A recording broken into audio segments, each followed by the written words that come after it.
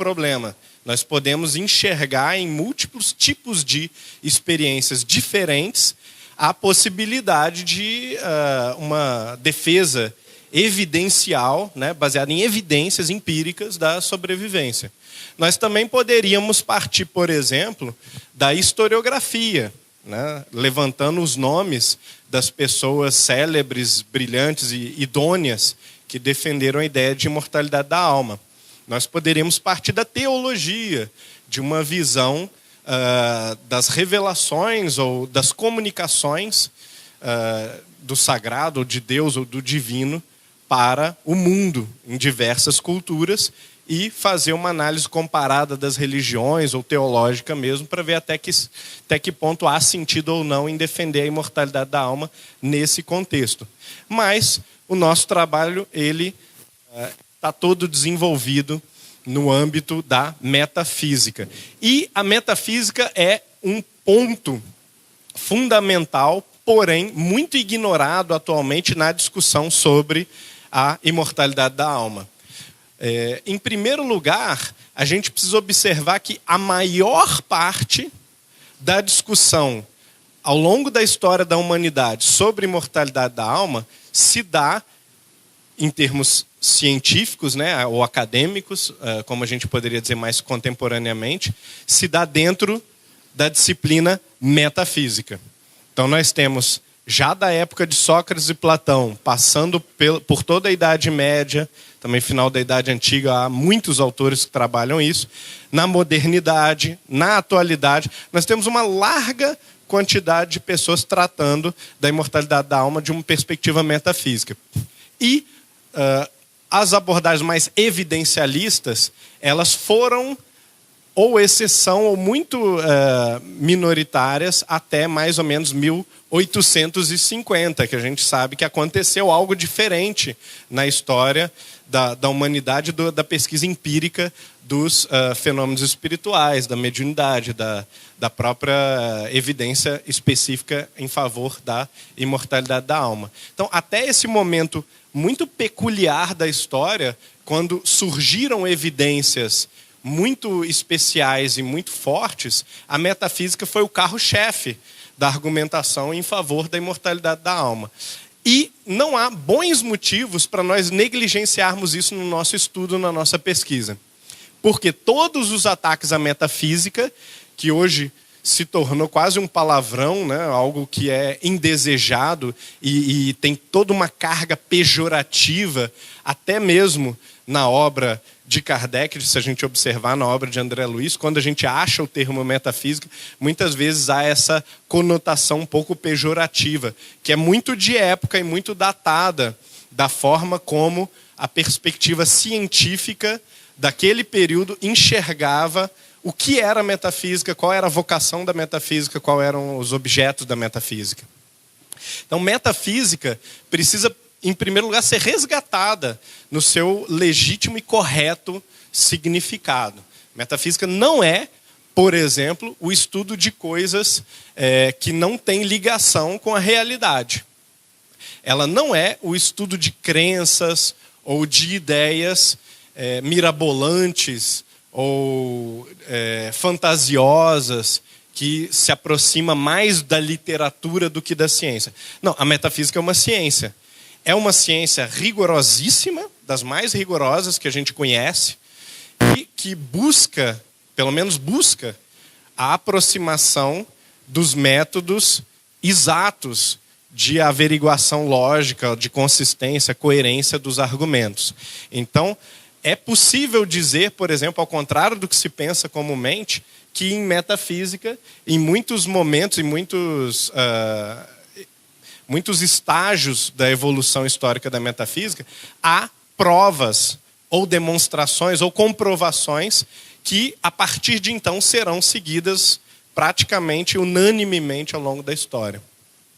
Uma outra coisa, talvez soe impactante, mas é justo e é perfeitamente demonstrável isso, é que os grandes fundamentos da discussão filosófica no Ocidente, mas também no Oriente, mas particularmente do Ocidente, são as ideias de Deus e a ideia de imortalidade da alma. Então, essas duas ideias, elas sustentam a coerência do mundo, a possibilidade de que haja uma correspondência entre os meus atos e os meus padrões de julgamento moral e a estrutura da realidade, a possibilidade de que haja ciência, porque eu preciso, ao olhar para o mundo, acreditar ou ter a convicção de que há uma correspondência entre a minha forma de ver e a forma como as coisas são, para a gente não cair num relativismo total, num ceticismo total, e abandonar o projeto científico. A arte, o campo que estuda a beleza artística, a estética, a ética, a filosofia da religião, a filosofia política, todas essas diferentes disciplinas que hoje, num modelo de filosofia acadêmica mais fragmentado, são vistas como o centro das atenções, todos esses aspectos ou essas variantes são totalmente fundamentadas ao longo da tradição filosófica nas ideias, de um lado, de Deus e, de outro lado, da imortalidade da alma. Com raríssimas exceções. Raríssimas exceções. E, geralmente, como a gente observa em filosofias de tipo nihilista, ou filosofias que têm uma base materialista só e que não chegam às consequências existenciais do materialismo, que é o nihilismo, nós vamos observar que há uma abdicação dessas questões. Então, filósofos nihilistas, por exemplo, não vão tratar de ética. Muitas vezes não vão tratar de política. Vão tratar de estética como algo sobre o qual você pode falar, mas não pode julgar. Então, há uma perda significativa de qualidade do trato filosófico quando nós abandonamos esses cânones que foram estabelecidos por Sócrates e Platão, que são Deus e a imortalidade da alma. Muito bem, vou pegar o controlezinho aqui.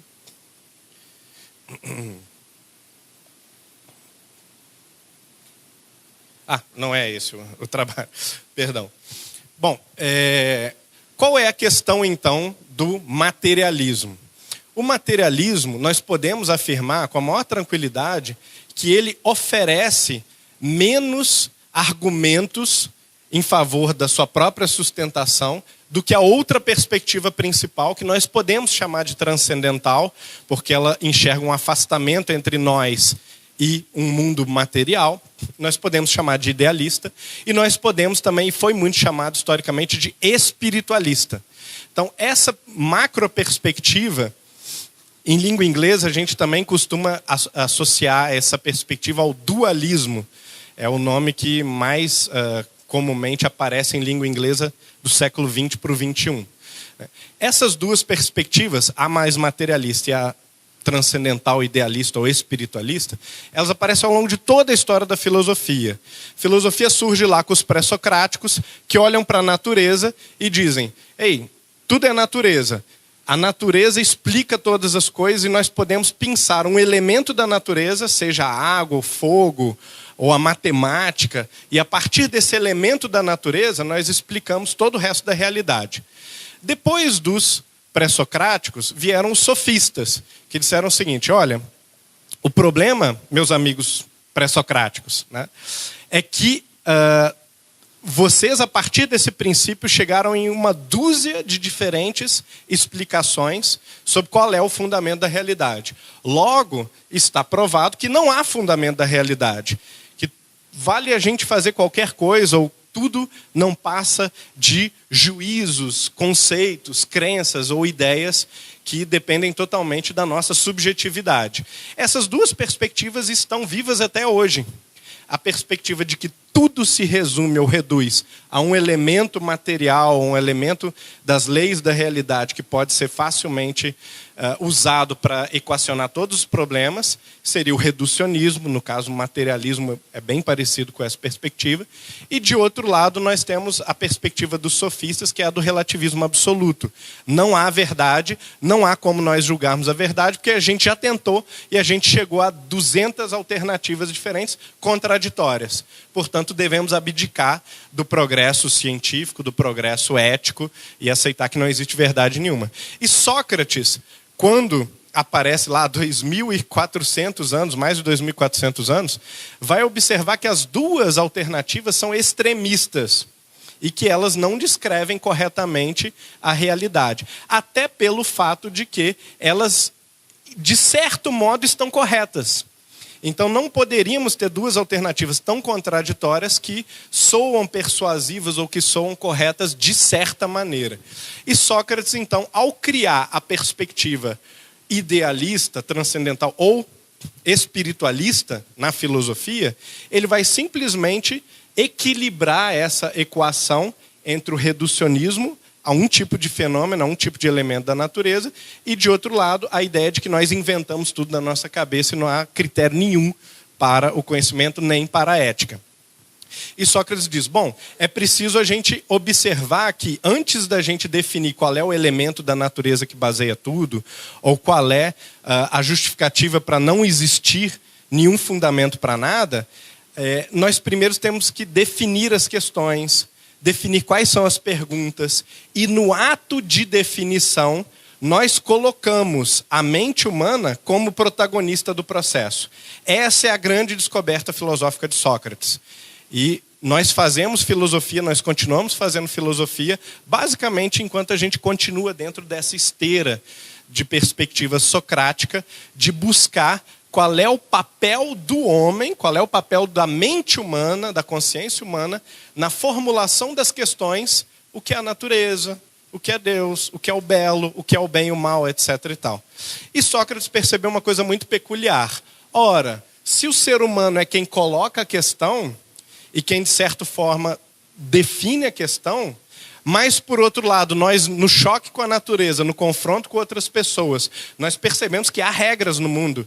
O mundo ele não é aleatório, ele não é inventado, ele não é um produto da nossa fantasia. Existe a gravidade, a matemática é sempre exata. Então, nós também não podemos recair no relativismo sofístico. Então, a única conclusão possível, racional, é a de que a mente é o constituinte básico da realidade. Nós tiramos aqueles elementos materiais, que eram as propostas pré-socráticas, tiramos também o relativismo psicológico dos sofistas e colocamos o espírito como fundamento absoluto, único, possível para a justificação de todos os outros processos filosóficos. Essa perspectiva, de maneira mais realista ou mais idealista, ela vai ser repetida por Platão, por Aristóteles, e, como Platão e Aristóteles formatam a história da metafísica, por quase todos os metafísicos. Quando a gente chega na modernidade, com George Berkeley, que era um bispo anglicano e um grande filósofo idealista, ele vai dizer o seguinte: nós não temos nenhum comprovante, nenhum indício, na verdade, suficientemente bom da existência da matéria. Nós temos informações de que há, de acordo com as minhas percepções, uma cadeira vinho na minha frente e que ela é macia, porque eu já estive sentado nela, e etc. e tal. Entretanto, todas as informações que eu tenho sobre a cadeira são subjetivas. Elas são, de certa forma, coisas que a minha mente filtrou, que a minha mente me disse sobre a cadeira. E, em algum momento, algumas pessoas criaram uma tese metafísica também, um pouco esdrúxula, de que a essas percepções corresponde uma substância que existe por si mesma, que é independente da minha mente e que guarda as características de ser vinho, de ser macia, de ser resistente ao meu peso, etc, etc e tal. E nós não temos nenhuma comprovação empírica nem lógica de que existam essas coisas. Até onde a gente sabe, até onde a nossa experiência mostra, pode ser que haja matéria, pode ser que a gente tenha inventado a matéria. Então, é mais plausível dizer que a matéria é uma invenção do que dizer que o espírito é uma invenção. E é nessa perspectiva filosófica que a gente trabalha. Quando nós chegamos no idealismo alemão propriamente, nós adquirimos uma vantagem muito grande, que é o criticismo. Kant, ele é um filósofo do norte da Alemanha, de Königsberg, que trabalhou entre 1770 e 1790 aproximadamente. Ele vai dizer isso, que o ceticismo marca pontos importantes e tem argumentos muito racionais, quase irrefutáveis, que nós temos que levar a sério e que nos impedem de cair também numa perspectiva dogmática, ingênua, de uma metafísica puramente idealista e puramente espiritualista. Então nós precisamos pôr um pouco o pé no freio, né, e assumir que até onde nós sabemos ou até onde nós podemos julgar, pode haver ou há algum substrato material me dando informações, mas eu não tenho certeza do que é, de como é esse substrato. Então, mesmo que a gente seja realista, ou seja, que a gente acredite que a matéria existe e que ela é uma entidade separada da nossa mente, a gente precisa dizer, olha, não tem como a gente saber exatamente o que ela é, porque a nossa mente ela formata necessariamente tudo que a gente recebe de informação sobre a matéria. E, por fim, um último filósofo chamado Fichte, né, tem esse nome bem difícil de pronunciar em português, ele cria um argumento mais poderoso em favor da primazia do espírito sobre a matéria, que é o seguinte: toda e qualquer ciência e, naquele momento histórico, o materialismo como proposta metafísica subsiste na afirmação de que é a ciência que o embala, é a ciência que o promove.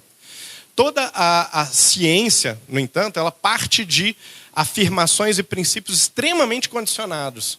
Por exemplo, a física. A física ela precisa crer que há uma série de fenômenos materiais, naturais, a serem observados. A psicologia ela precisa crer dogmaticamente que há mentes, que há pessoas com comportamentos, com sentimentos, com ideias e que elas podem ser analisadas empiricamente.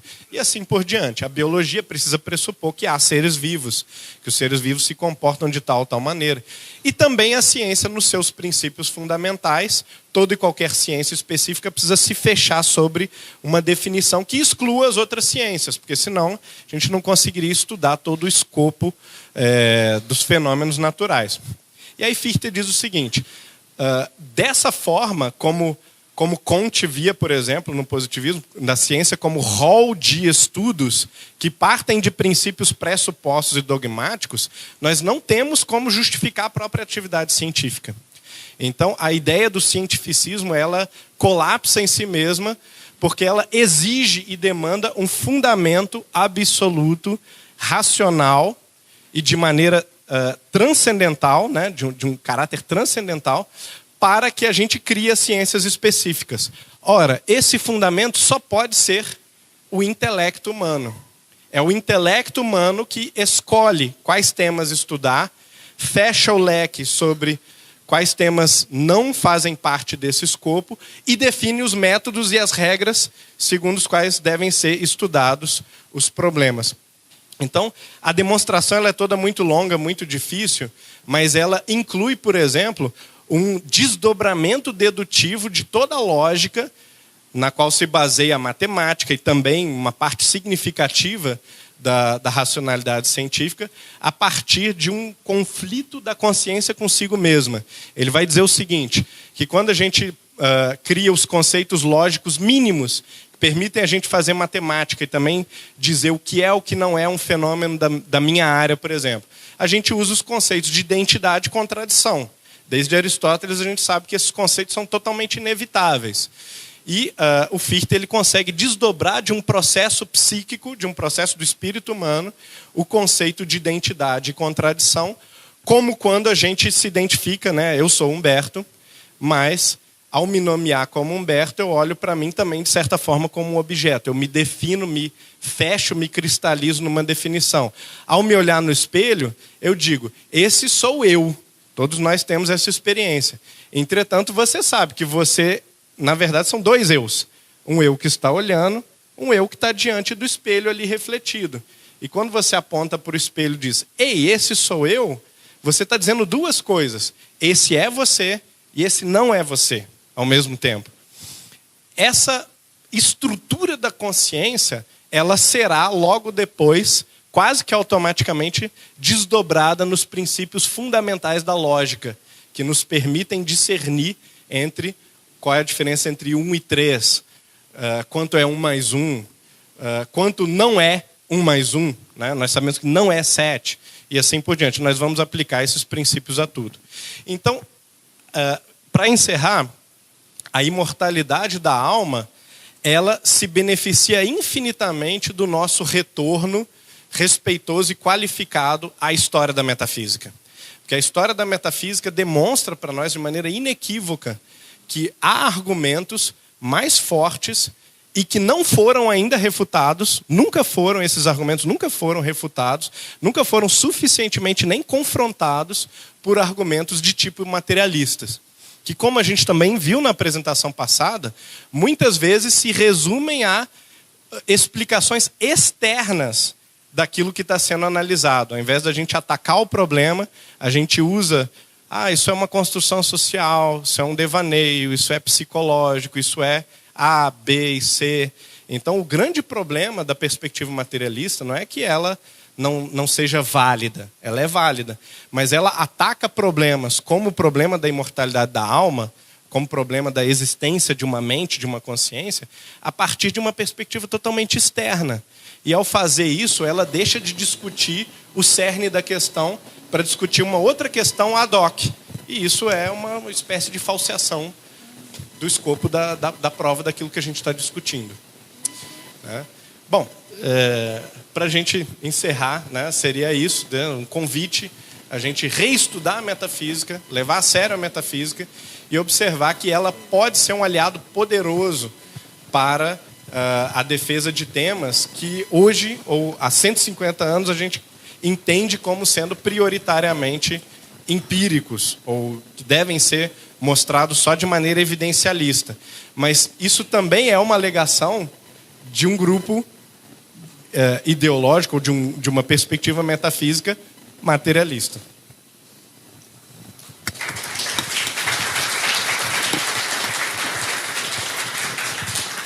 Nós estamos agradecendo a Humberto a pontualidade, né? A gente precisa realmente dela, porque nós também não queremos fechar o espaço para alguma eventual pergunta. Alguém tem alguma pergunta que gostaria de dirigir à mesa? Só um momento.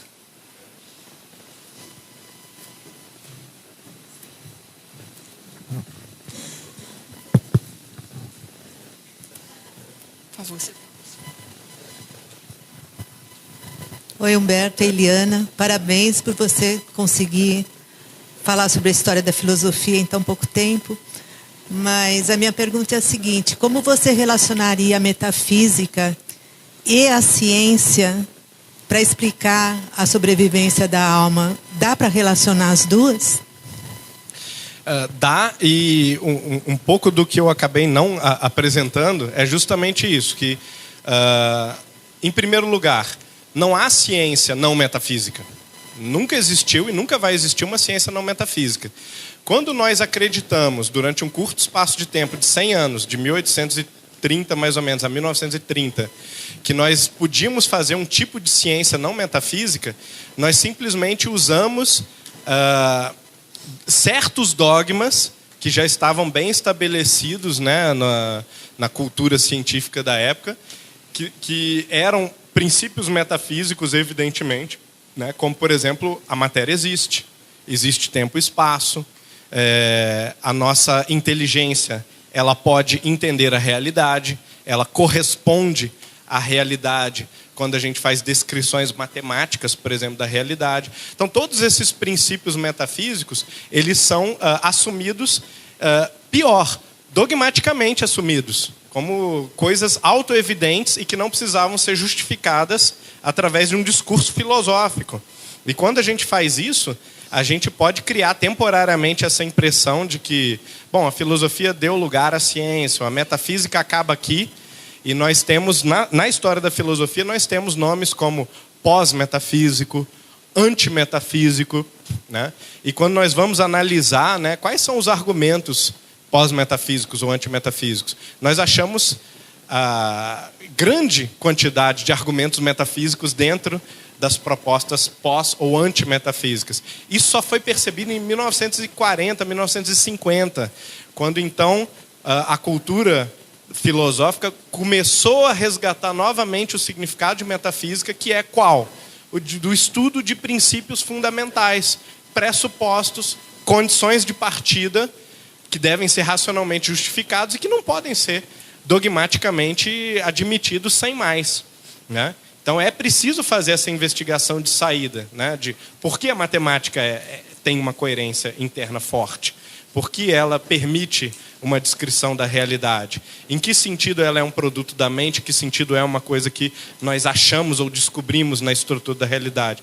Essas questões, no momento que nós abandonamos elas, nós abandonamos não apenas a metafísica, mas nós abandonamos também o fundamento de coerência das próprias ciências. Então a ponte existe, ela sempre existiu e ela é inevitável. Nós não achamos ainda um outro jeito de fundamentar nenhum discurso a não ser a forma metafísica, que é a partir dos seus princípios elementares. Nós temos espaço apenas para mais uma pergunta. Humberto, bom dia, meu nome é Elton, quero parabenizá-lo pela apresentação. Leon Denis afirma que algo tem uma existência verdadeira quando esse objeto, quando essa coisa existe para sempre, certo? Então, cadeiras não teriam uma existência própria porque elas passarão. Planetas também, galáxias também. Então, eu gostaria que você comentasse essa frase, porque você tocou nesse assunto, e classificasse esse pensamento dentro de alguma vertente filosófica, se isso for possível. Bom, é um pensamento metafísico, evidentemente, né? Por isso nos deve causar estranheza que, num primeiro momento, alguns espiritualistas modernos tenham dito coisas contra a metafísica. E a gente tem que buscar, quais são os argumentos contra a metafísica?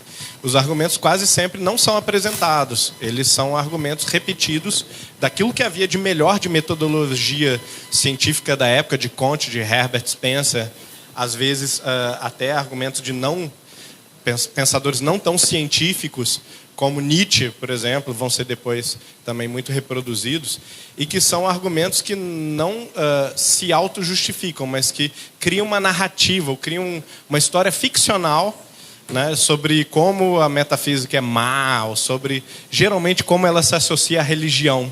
Esse é o problema principal do século XIX contra a metafísica. Ela tem muito a ver com a religião.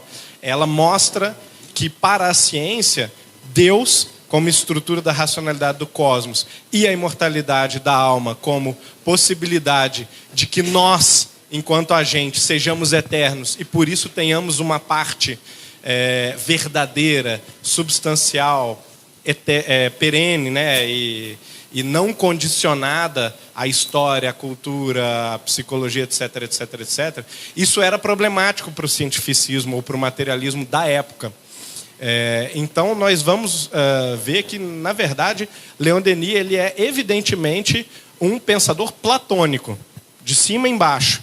Ele tem todas as características de um pensador platônico e, até certo ponto, a gente pode dizer que são características boas de se cultivar, porque ser platônico quase ou praticamente equivale a ser um racionalista científico ocidental, né? A nossa definição de pensamento científico é a definição platônica, de que nós sempre buscamos as leis, os padrões, os princípios eternos, e a partir deles nós julgamos ou nós entendemos como se montam aqueles fenômenos que são efêmeros, que são transitórios, né? Ok? Antes de nós dispensarmos aqui o Humberto, o Jader quer fazer um comentário. Na verdade, Humberto, é uma propaganda, tá? Você deve conhecer o professor Rubens, da Federal de Uberlândia. Tá? O professor Rubens tem um trabalho sobre o platonismo na obra de Leon Denis.